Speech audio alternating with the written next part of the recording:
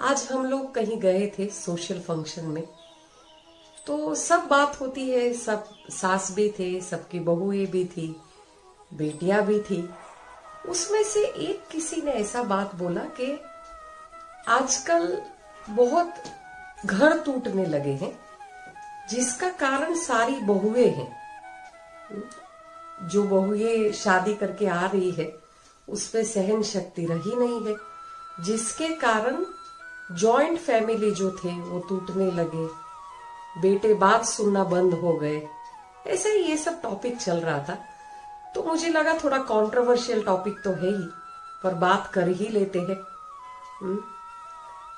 कैसा है, एक बेटी बहू बनती है और बहू अपने घर में आती है।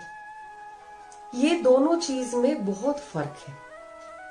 समाज में जनरली हमने सुना है, जिसको हिपोक्रेसी भी कह सकते हैं। हिपोक्रेसी यानी दम्भ, जो रियलिटी शायद नहीं हो पर बताते रहने का। हम लोग जनरली बोलते हैं, अरे मेरी बहू तो बेटी समान है, मेरा जमाई तो बेटा समान है। अच्छा, बेटा होना और समान होना बहुत ज्यादा फर्क है। आज तक बहुत सारे जमाई है। अब पूछ के देखना, वो जमाई की उम्र 60 साल हो, 70 साल हो, या 80 साल हो, या 90 साल हो, जमाई को कभी भी अपना ससुराल अपना खुद का लगा ही नहीं है। और बेटी जिस पल ब्याह के ससुराल में पैर रखा, उसी दिन से उसका घर अपना घर हो जाता है। ये बहुत बड़ा डिफरेंस है, जरा थोड़ा सा सोच के देखें।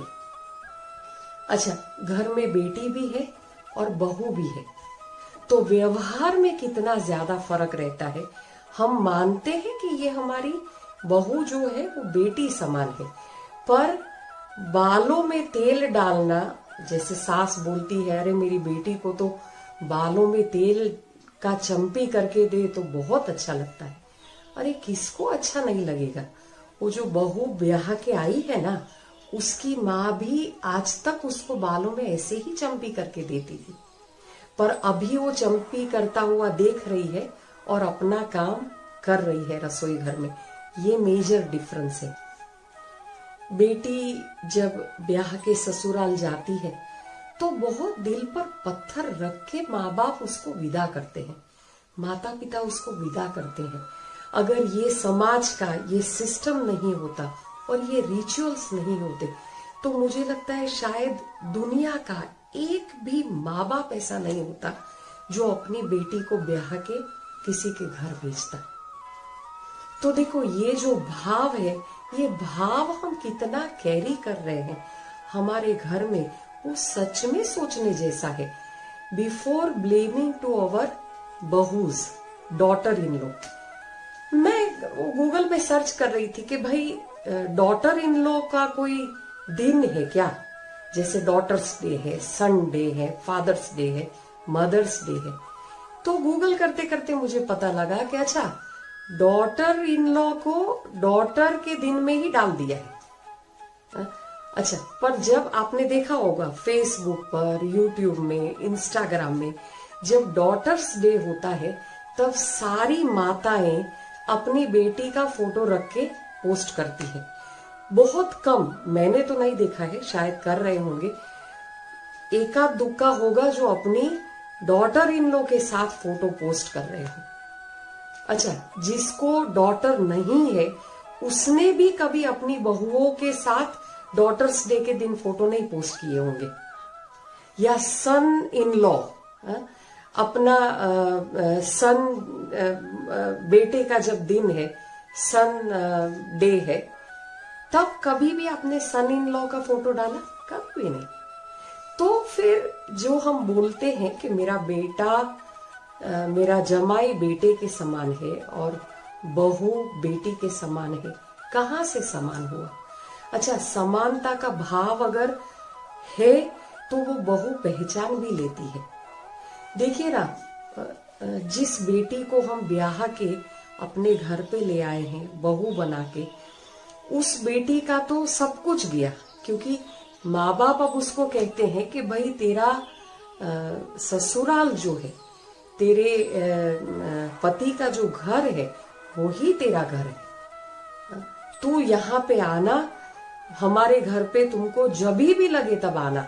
एक पल में वो घर जो उसका था वो अब हमारा हो गया, यानी माता पिता भाई बहन जो भी वहां पर रहते हैं उनका हो गया।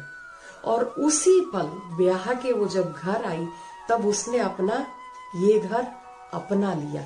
पता है, ये एडॉप्टिंग जो कैरेक्टरिस्टिक है या एबिलिटी है वो बहुओं के सिवाय किसी और में है ही नहीं।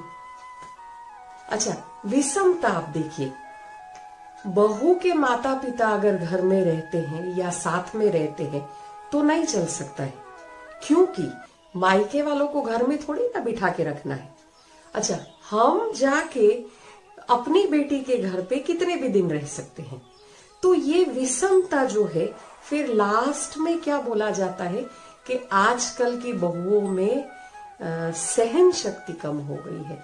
पर सच में इंट्रोस्पेक्शन का हर एक लेवल पर जरूरत है। और फिर एक टिपिकल डिफरेंसेस कहाँ होता है, जब बेटी का बर्थडे आ रहा है तो 1 महीने से हम सोच रहे हैं और सुबह सुबह उसको विश भी कर देते हैं। पर जब बहू का बर्थडे आता है उस दिन हम ये एक्सपेक्ट करते हैं कि बहू रानी अपने को सामने से फ़ोन करे, और फिर सोचते हैं और फिर कहते हैं कि भाई बेटी और बहू एक समान है। कहाँ से एक समान हुए? बहू आती है अपने सास को मम्मी या माँ कहना शुरू करती है, ससुर को पिताजी या बापू कहना शुरू करती है, पर अंदर से उसको भी पता है जीवन में बापू एक ही है, माँ एक ही है, मम्मी एक ही हो सकती है और पापा एक ही हो सकते हैं। कैसा है, बगिया है, बगीचा अगर है तो बगीचे को पाल पोसने वाला कभी बगीचे का मालिक नहीं हो सकता है। बगीचा जिसका है उसी का रहता है। ये भाव से अगर हम उस इंडिविजुअल को ट्रीट करते हैं, हमारी बहू को जो घर में उसका सब कुछ छोड़ के, आप सोचिए ना 20 साल 25 साल उसने जहां पर बिताया, जो सपने देख के बिताया, वो एक ही पल में उसके सपने तुरंत ही शिफ्ट हो गए। और हम क्या बोलते हैं कि आके मेरे बेटे को बदल डाला। बेटे को बदल नहीं डाला है, हर एक व्यवहार बदलता है, जैसे जैसे वैसे वैसे भाव भी बदलता है। कहीं न कहीं हमारी ईर्ष्या, कहीं न कहीं हमारी खुद की एबिलिटी, मैंने बहुत देखा है, ग्रुप में सब बात करते हैं, किसी किसी की सास बोलती है, अरे मैं जब थी तब 10 किलो का अचार ऐसे ही कर देती थी। अरे तो अभी भी करिए, कौन मना करता है भाई? बहू आई है, आप बहू के साथ मिलके अगर 10 किलो का अचार बनाते हैं तो कौन मना करता है? नहीं, पर हमारी अपेक्षा क्या है कि बहू 10 किलो का अचार बना दे। अच्छा, ये अपेक्षा हमारी बेटी के लिए नहीं है कि वो उसके ससुराल पर जाकर 10 किलो अचार बनाए। अच्छा, ये इतना जो वास्ट डिफरेंस है, फिर हम बोलते हैं कि हमारी बहू बेटी के समान है, तो कहां से रही? हमारे घर पे बेटी है, बेटी के लिए हम बोलते हैं कि अरे उसको तो थोड़ी देर और सोने दो, बहुत थकान लगती है, बेचारी भले ही सोई रहे।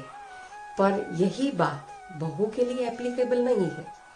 बहू को तो अगर 10 मिनट भी लेट हो गया तो उसके लिए संस्कार ही नहीं है, ये बात आ जाती है। देखिए कितनी सारी विषमता, नहीं?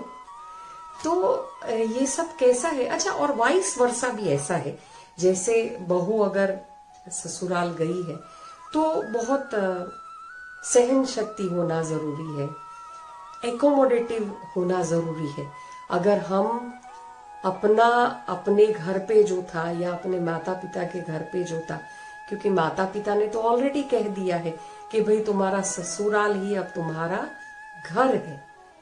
तो अगर ये बात है तो यहाँ पर जो हमारा घर है उसमें भी हमारे मायके की सारी बातें नहीं आए या सारे संस्कार यहाँ पर इम्प्लीमेंट करने का हम नहीं करें तो जीवन सुख शांति से भर ही जाता है। नहीं, बेटी को कभी ये नहीं बोलना चाहिए कि सिर्फ ससुराल ही तेरा घर है। शायद इसीलिए बेटियां अपने ससुराल में सहन करती ही रहती है और कुछ बताती भी नहीं है। उसको भरोसा रहना चाहिए कि आधी रात को भी अगर मैंने मायके पर कुछ भी बोला तो आधी रात को भी सब खड़े रहेंगे। और यही बात मायके अगर बोलना ही ना पड़े और ससुराल में सास ससुर देवर ननंद जो कोई भी ससुराल में है सब अगर एक साथ दे तो स्वर्ग कहीं और है ही नहीं, स्वर्ग यहीं पर है। अच्छा, दूसरा एक इक्वेशन है ननंद भाभी का। सपोज के ननंद शादी करके चली गई है और कभी कभार अपने ससुराल से मैके आती है तो भाभी का व्यवहार उसके प्रति जैसे कोई कर्जदार आया हो ऐसा रहता है। बहुत बार ये गौर किया होगा आपने, जैसे ननंद के प्रति भाभी का व्यवहार, हाँ ऊपर ऊपर से बोलने में हो सकता है बहुत अच्छा लगे, पर ननंद वो भाव भी पहचान जाती है। अच्छा, कई कई केसेस में तो यहां तक देखा है कि जब ननंद आती है भाभी को उसके साथ बोलने का भी पड़ा नहीं रहता है। अच्छा, ये सब कर्म का गति न्यारा। मेरे हस्बैंड बहुत अच्छा एक एग्जाम्पल बताते हैं। एक बॉस था, एक दिन उसने अपने एम्प्लॉय को बहुत डांटा। एम्प्लॉय भी डांट सुन के बहुत गुस्सा था, गुस्से गुस्से में ही घर पहुंचा। उसने अपनी बीवी के साथ झगड़ा किया, बीवी को बहुत डांटा। बीवी भी गुस्से गुस्से में थी, बीवी ने अपने बच्चे को धूम दिया, बहुत बहुत डांटा बच्चे को भी। बच्चा भी गुस्से गुस्से में से घर से निकला। घर से निकलते ही उसको सामने कुत्ता दिखा। बच्चे ने कुत्ते को जोर से पत्थर मारा और कहते हैं वो कुत्ता वहां से दौड़ता दौड़ता आगे निकला। आगे बॉस आ रहे थे और कुत्ते ने बॉस को काट डाला। तो यही है कर्म का गति। हम जो व्यवहार करते हैं वही व्यवहार घूम फिर के, वो सीरियल आता था ना, क्योंकि सास भी कभी बहू थी, तो वो घूम फिर के कहीं ना कहीं हमारे पास ही आ जाता है। अच्छा, ये सारे व्यवहार में दयनीय परिस्थिति तब होती है जब पता लगे कि हमारी बहू है या जो बहू शादी करके घर पे आई है उसकी ओर से पक्ष लेने वाला कोई है नहीं। जैसे बहुत सारी लड़कियां हैं जिसके फादर नहीं है, जिसके पिताजी नहीं रहे हैं और माता अकेली है या माता भी नहीं है, तो तब ये परिस्थिति में जो व्यवहार बहू के प्रति रहता है वो बहुत ही अजीब तरीके का, क्योंकि सबको पता है कि इसकी ओर से तो बोलने वाला कोई है ही नहीं, तो यहां पर तो सब कुछ चल जाएगा, जाएगी कहां पे। तो देखो, ये सारा जो परिस्थिति है ना, सेल्फ इंट्रोस्पेक्शन और सेल्फ डिसिप्लिन या अपने जो बिहेवियर है, अपना जो वर्तन है, ननंद का भाभी के प्रति, भाभी का सास के प्रति, सास का अपनी बहू के प्रति, ये पूरा इतना कॉम्प्लिकेटेड मिंगल्ड हुआ रिलेशनशिप है कि अगर इसको अच्छे से हैंडल किया जाए तो संसार में सुख ही सुख है।